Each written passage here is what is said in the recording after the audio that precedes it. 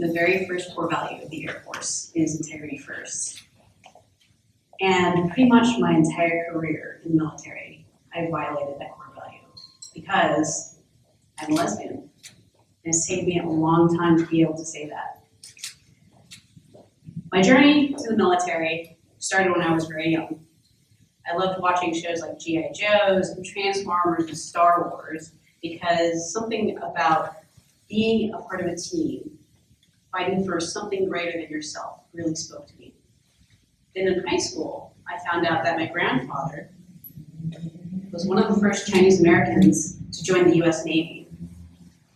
And the pride that shone through when he spoke about his time in the service really inspired me to actually look at the military as a career.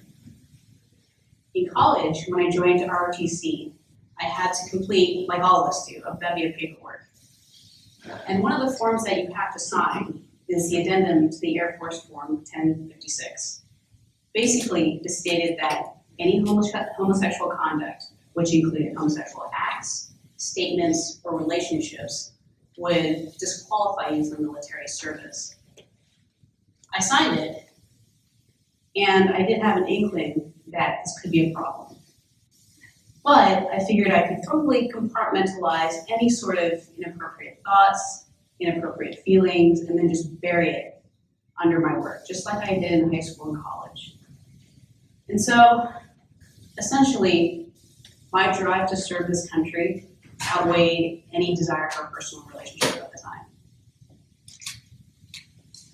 And it worked. First couple years in the Air Force, I threw myself into it. Learned all about Air Force culture, learned how to be a good officer, and learned my career field in communications.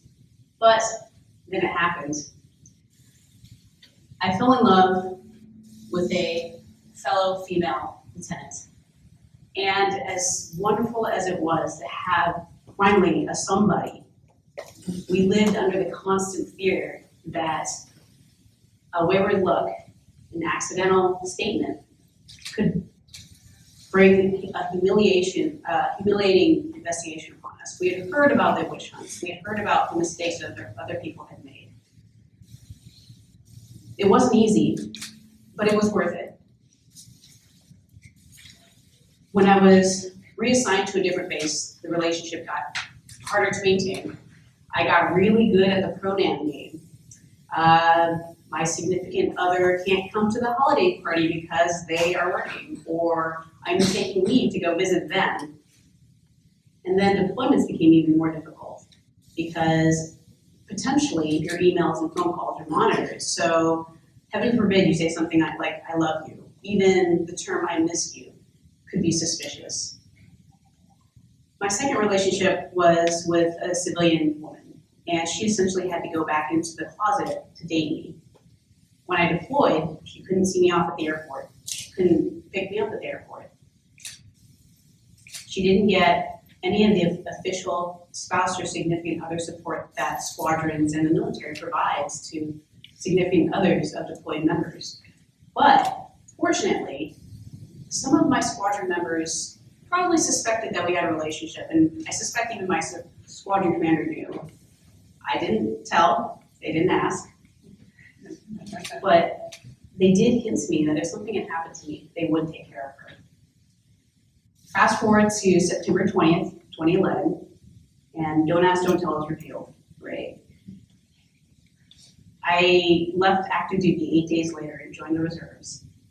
And by all accounts, it was pretty much a non-event.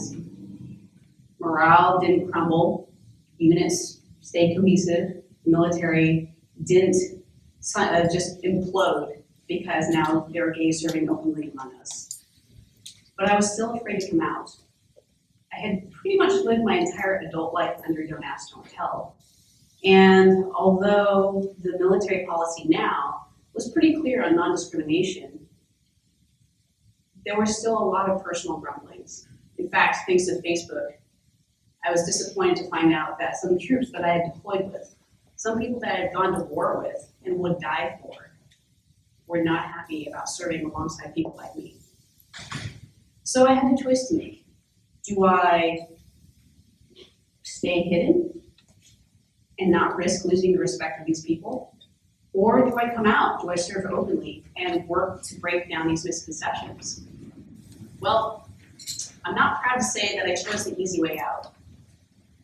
I told myself that I didn't want to be known as the lesbian officer. I wanted to be known as a good officer, not because of or in spite of my homosexuality. I told myself that activism was for other people. I was afraid of the label. That is until a couple months ago, so this is pretty fresh. I was serving on a tour, a long-term tour, at a small base in New Mexico as the public affairs chief. And my shop consisted of 15 airmen, 15 young airmen, 2 of which were serving openly as gay and lesbian. This was super cool to me, but I still wasn't really comfortable about it. But I finally, near the end of my tour, I plucked up enough courage to let slip in one of our casual conversations that I had a girlfriend at home. And, as I hoped, nothing happened. The shop kept functioning, the airmen kept doing their job, and even though they had lesbian boss, oh my goodness. So the day that I left New Mexico, the young lesbian airman sent me a beautiful message. She thanked me for sharing a part of my story that she could relate to. She thanked me for sharing a part of our shared struggle and showing that she too could succeed. And then she also said that it was important to have a lesbian boss. She used the word important, and I thought about that word my entire 3-day trip back to California.